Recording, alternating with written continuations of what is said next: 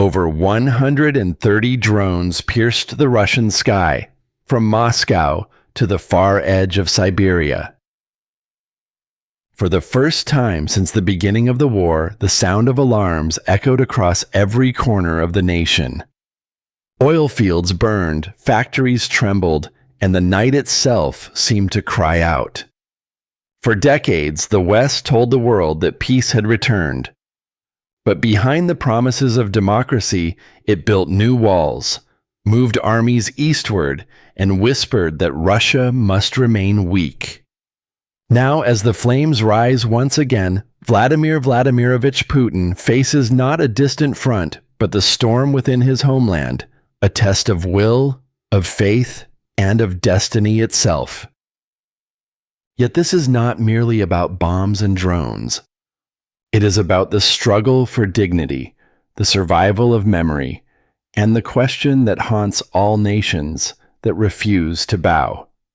Can a country stand alone when the world turns its face away? Stay with us, because this is not just a story, but a strategic perspective that impacts global politics. Join us and accompany us so that hot issues and historic decisions can be spread. It began like a whisper carried on the winter wind. Then, without warning, the whisper turned into thunder. Across Moscow's skyline, the night glowed red, not from fireworks, but from fire itself.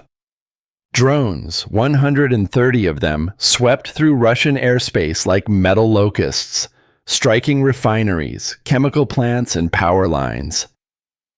For 5 hours, the sky over the capital burned, and the people watched in silence. News agencies called it a tactical strike.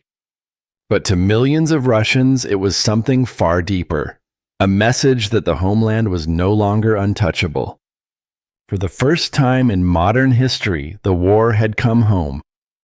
Vladimir Putin did not appear on television that night. He did not shout, nor did he promise revenge. He waited, listening to the hum of uncertainty. He knew that this moment, this storm above Moscow, would mark a new chapter, one that the West had been waiting for since the fall of the Berlin Wall. 17 years earlier, in Munich, he had warned the world, unipolarity means domination, one center of power deciding for all. But no one listened. The United States expanded its influence eastward, NATO crept closer to Russia's borders, and the promise of peace turned into a quiet encirclement. Now, the consequences of that arrogance fell like ashes upon the Kremlin's roofs. Factories that once symbolized progress became targets. Refineries that powered cities became torches in the night. The West called it justice. Ukraine called it self-defense.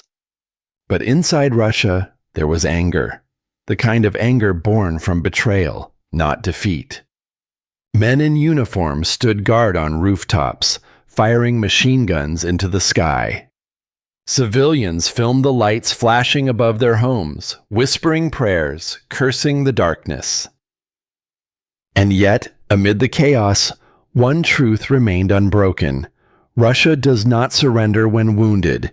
It rebuilds when burned.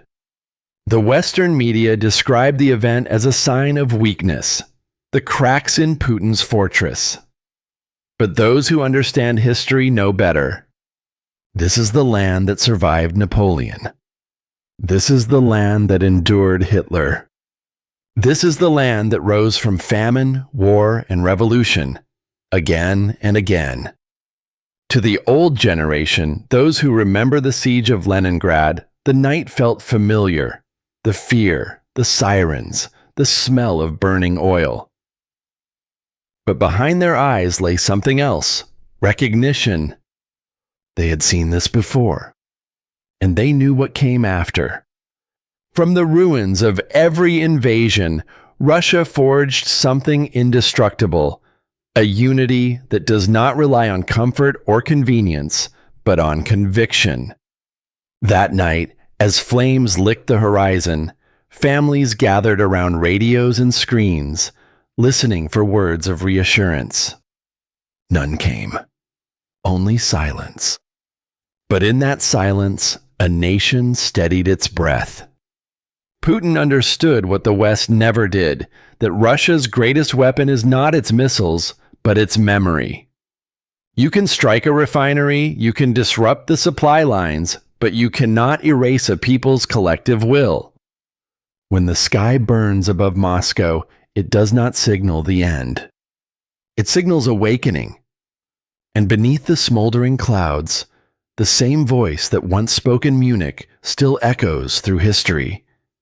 No one feels safe anymore, because no one can trust that international law will protect them.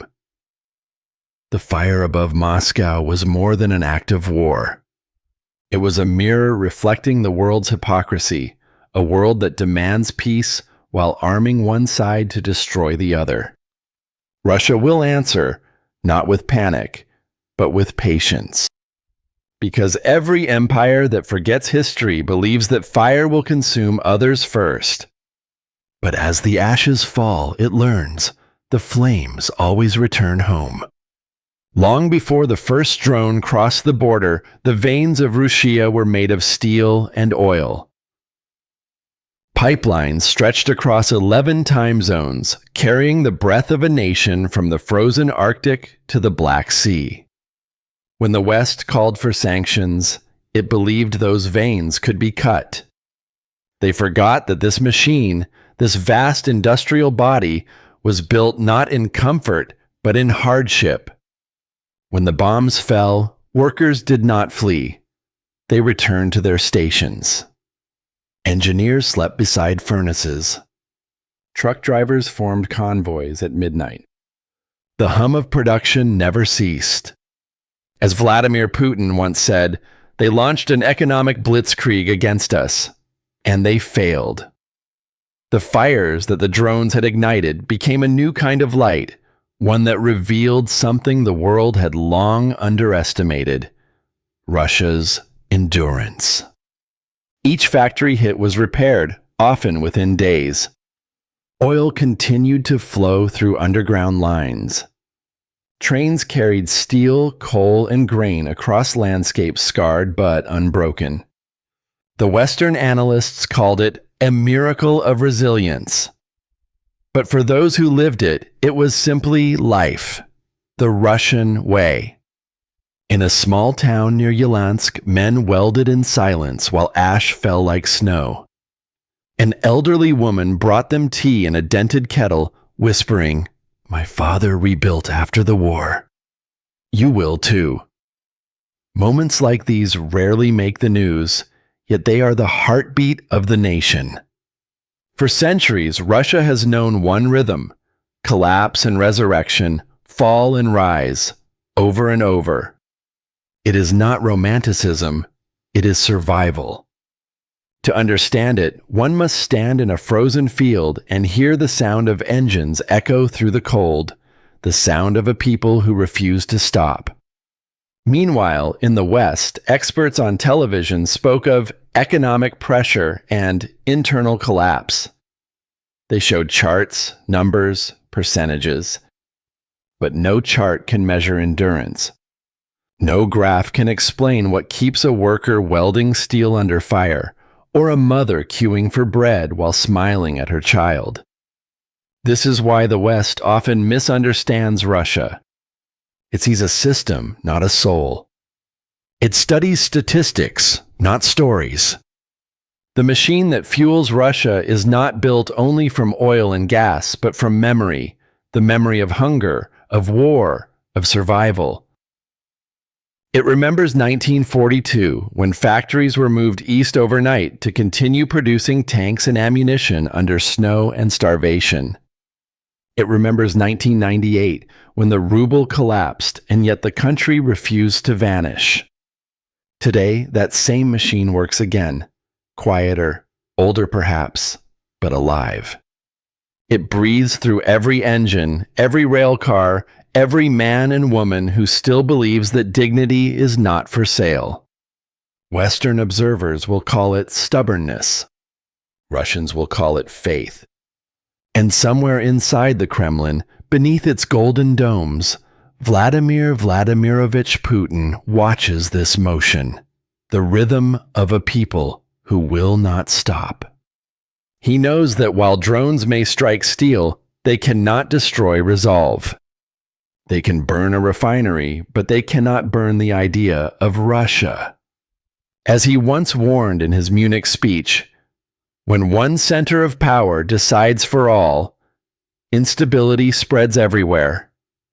That instability has now reached the borders of the very powers that created it. The machine of Russia is still moving, perhaps slower, but with greater purpose. It no longer races for approval or recognition. It moves for survival, for sovereignty, for the simple right to exist without permission. And as it turns, the world hears its message, steady, measured, defiant. You can wound us, but you cannot stop us. For every explosion in the East, there is a whisper from the West. A whisper that began decades ago in conference rooms filled with confidence and polished lies. They said the Cold War was over. They said peace had finally arrived. But behind every handshake and every treaty, there was a plan, a slow, deliberate containment of Russia. When Vladimir Putin stood at the Valdai Forum, his words were sharp, calm, and prophetic. The West believes in its exceptionalism. They think their system is universal, that their values must rule the world. Those words were ignored, dismissed as rhetoric. Yet today, the evidence burns in the skies over Moscow. The West's silent hand is not always seen in the form of soldiers. It operates through logistics, through finance, through narratives repeated on every screen. Every drone that flies carries not just a battery and a camera, but a story, a Western idea of who the enemy must be. It is easy for the Western world to call this a battle for freedom. But whose freedom? The same nations that speak of liberty are the ones imposing sanctions on children's medicine, freezing assets of ordinary citizens, and silencing voices that question the dominant narrative. In London, Berlin, and Washington, leaders celebrate Ukrainian resilience. They do not speak of the consequences, of energy prices that leave homes cold, or the soldiers lost on both sides. They speak in the language of victory, while the rest of the world counts losses. What they do not admit is that this is not a war of liberation. It is a war of influence, a proxy struggle between two visions of the world. One side believes in a unipolar order ruled by a handful of nations. The other, led by Russia and the global South, speaks of a multipolar world where nations are free to shape their own destinies. In this silent duel, propaganda is more powerful than artillery. Films, headlines, and social media become weapons of persuasion. And yet, beyond the noise, ordinary people in America, Britain, and Europe are beginning to ask, what are we fighting for? The tragedy is not just in the missiles. It is in the mutual blindness, East and West staring into mirrors of fear, unable to see humanity in the reflection. The Valdai speech of 2023 warned, this is not only a political crisis, it is a spiritual one. The West has lost its moral compass. Perhaps that is why Russia's patience has been mistaken for aggression and its defense for defiance. No empire in history believed itself to be an empire. Rome thought it brought civilization. Britain thought it carried light. America believes it spreads democracy. But the footprints they leave are the same: sanctions, divisions, ruins. For the older generation, those who lived through the Cold War, this repetition feels bitterly familiar. The language has changed, but the arrogance has not. It is not Russia alone that pays the price for this hostility. European farmers, American workers, and African nations suffering from rising food costs all are victims of the same political illusion. And as the world watches, one truth becomes impossible to deny. Every empire needs an enemy to survive. Without one, it must face itself, and that is far more terrifying. The West's silent hand does not just guide the war, it feeds on it. But hands can tremble, and power built on pride eventually falters. If you care about this issue, which affects politics, please say amen in the comments below. Because silence, too, is a choice. And history never forgives those who pretend not to see. History does not end with fire. It begins again when the smoke clears. And as the world stares at a burning skyline, something older than politics stirs beneath the ashes. The will of a civilization that refuses to die. Across the vast lands of Rasa, from the Baltic frost to the Pacific wind, a new rhythm is taking shape. It is not the drumbeat of war, but of transformation. While the West fractures under the weight of its contradictions, Russia gathers strength quietly, like a bear awakening from winter. Vladimir Putin once said at Valdai, "The future is not unipolar. The future is multipolar, and Russia will be one of its architects." Those words, once dismissed as rhetoric, now form the foundation of a new reality. Look to the south, where nations long silenced by Western dominance now stand shoulder to shoulder with Moscow. The BRICS alliance, once symbolic, has become a living organism. Brazil, India, China, South Africa, and now new members from the Middle East and Africa share a common language: independence. They speak not of domination, but of balance, not of sanctions, but of cooperation. The latest news from Russia reveals an economy adapting faster than predicted. While sanctions sought to break its spine, they forged its resolve. Factories are reopening with domestic production, universities are investing in new science, and trade routes are shifting eastward toward Asia and the global south. In this transformation, there is a certain poetry. The nation that the West tried to isolate has instead become the center of a new circle. Energy, food, and technology flow not through Western capitals, but through Moscow, Beijing, and Delhi. It is no longer about rebuilding an empire. It is about rewriting the rules of the world. The multipolar order is not a rebellion, it is a restoration, a return to the idea that civilization thrives through diversity, not domination. In many ways, the current century resembles the 19th, when Europe's arrogance blinded it to the awakening of new powers. But this time, it is not just nations rising, it is continents. Africa demands respect. Asia demands parity. Latin America demands freedom from debt and dictate. And in the center of this movement stands Russia, not as a ruler, but as a reminder. A reminder that strength can coexist with dignity, that sovereignty is not a gift to be granted by others. Even in war, there is a certain stillness in Putin's speeches, a refusal to yield to chaos. He does not speak of conquest, he speaks of equilibrium. He often invokes faith, family, and tradition, values that the modern West has mocked as archaic. Yet it is precisely those values that anchor the Russian spirit when the world shifts beneath its feet. The bear has been wounded, yes, but a wounded bear is not a defeated one. It learns, it adapts, it waits.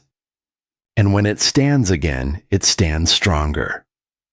From the frozen tundra to the Caspian steppe, the people whisper, We have seen this before. Collapse and rebirth. We will see it again. As oil flows eastward and new alliances strengthen, the dream of a balanced world takes shape. It is no longer East against West, but humanity against arrogance. The latest news from Russia tells a simple truth. The world is tired of one voice shouting over all others. And as history turns its page, that tired world looks to the north, where the bear rises again. Slower, perhaps, but unstoppable. Because multipolarity is not just politics, it is justice in motion. And every nation that stands for equality becomes part of that rhythm, the rhythm of a world no longer ruled by one, but led by many. The Kremlin stands beneath a gray sky, its golden domes glimmering faintly in the cold. Inside, one man walks the same corridors once trodden by czars and generals, by dreamers and tyrants alike. His name, whispered, debated, condemned, revered, carries both the burden of power and the weight of centuries. Vladimir Vladimirovich Putin. For some, he is the last guardian of a fading empire. For others, the embodiment of a new Russia, proud, wounded, yet unbroken. But for the millions who have lived through war, poverty, and humiliation, he is something else entirely. The man who said, "Russia will never kneel again." History has strange ways of repeating itself. Every empire that underestimated this land eventually learned the same lesson, that the soul of Russia does not bend to fire or famine. When Napoleon crossed the Niemen, he thought victory inevitable. When Hitler's tanks rolled into the steppe, he believed destiny was his. Both discovered that the land itself has a memory, a will of its own. And so today, as drones and sanctions fall upon this vast nation, the same echo resounds through the corridors of time. We have been here before, and we are still here now. From his first speech in the year 2000, when he promised to restore the power and dignity of the state, to the present hour, Putin's journey has never been one of comfort. It has been one of endurance, the same endurance he demands of his people. He has seen the country through chaos and revival, through international isolation and domestic renewal. He has watched the ruble fall and rise, watched leaders come and go, alliances form and fracture. And yet, beneath it all, his message remains unchanged.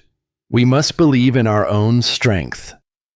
Outside the Kremlin walls, the world paints him as the architect of conflict. Inside Russia, many see him as the architect of survival. He does not command adoration, he commands persistence. In every speech, his words are measured, sometimes cold, but always deliberate. It is not charisma that sustains him. It is continuity. And perhaps that is what the West cannot understand. Leadership not as performance, but as endurance. Not as spectacle, but as silence. History's echo follows him, not in applause, but in footsteps. He walks the same halls where Peter once dreamt of opening a window to Europe. Now he stands by that window and watches the world change its view of Russia once again. Outside, snow begins to fall, slow, steady, relentless. Inside, the lamps remain lit. The world debates his choices, but history will measure his results. And somewhere beyond the headlines and the hostility, one truth endures. He does not speak to threaten. He speaks so that the memory of Russia, its culture, its faith, its endurance, will not fade into silence. The man in the Kremlin is not eternal. But the idea he represents, sovereignty, balance, and survival, will outlive him. For history has always favored the patient, not the loud. And in that patience, Russia waits, not for permission, but for its next chapter to begin. The fire above Moscow has dimmed, yet its meaning endures. This was never just a clash of drones and missiles. It was a confrontation between two ideas, one born of arrogance, the other of endurance. From the chaos of sanctions to the roar of the battlefield, Russia has been tested again and again. And each time it has chosen not hatred, but survival. The world may call it stubbornness. History calls it continuity. The latest news about Vladimir Vladimirovich Putin speaks not of a man retreating, but of a leader reflecting. His speeches no longer reach only Russians. They echo through a world tired of dominance, a world yearning for balance. In the West, leaders come and go, shifting with the wind of public opinion. In the East, one man stands, steady beneath the storm, speaking quietly of sovereignty, of faith, of the right to exist without apology. This is not about idolizing power. It is about remembering that power without purpose is destruction, and purpose without faith is nothing.